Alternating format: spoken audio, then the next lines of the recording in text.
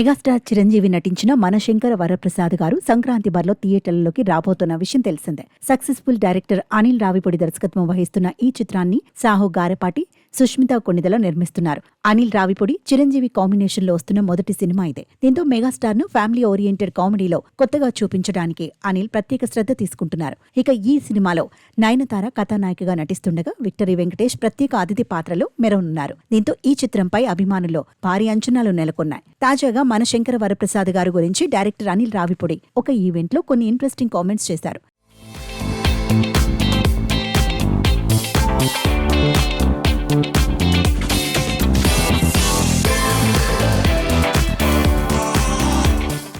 గత సంక్రాంతి కంటే ఈసారి డబుల్ బోనాన్సా ఉంటుంది. చిరంజీవిని మనం ఎప్పటినుంచో చూడాలనుకుంటున్న పాత్రలో కనిపించనున్నారు. ఇది ఆయనకు ఎంతో నచ్చిన జోనర్. ఆయన కంప్లీట్ ఫ్యామిలీ ఎంటర్టైనర్ లో నటించి 20 ఏళ్లు దాటింది. ఇన్నేళ్ల తర్వాత మళ్లీ ఆయన ఈ జోనర్ తో రానున్నారు. గతంలో ఇలాంటి కథల్లో ఆయన ప్రేక్షకుల ముందుకు వచ్చి ఎన్ని బ్లాక్ బస్టర్లు అందుకున్నారో తెలిసిందే. ఈ సినిమాతో చిరంజీవి అందర్నీ సర్ప్రైజ్ చేయనున్నారు. ఇప్పటికే మీసాల పిల్ల సూపర్ హిట్ అయింది. త్వరలోనే ఇంకో సాంగ్ విడుదల చేయనున్నాం. షూటింగ్ పూర్తవగానే ప్రచారాన్ని ప్రారంభిస్తాం. ప్రేక్షకుల ఆదరణతోనే ప్రతి సంక్రాంతికి ఒక సినిమాతో పలకరిస్తా అని చెప్పారు. దీంతో సినిమాపై అంచనాలు తారాస్థాయికి చేరుకున్నాయి.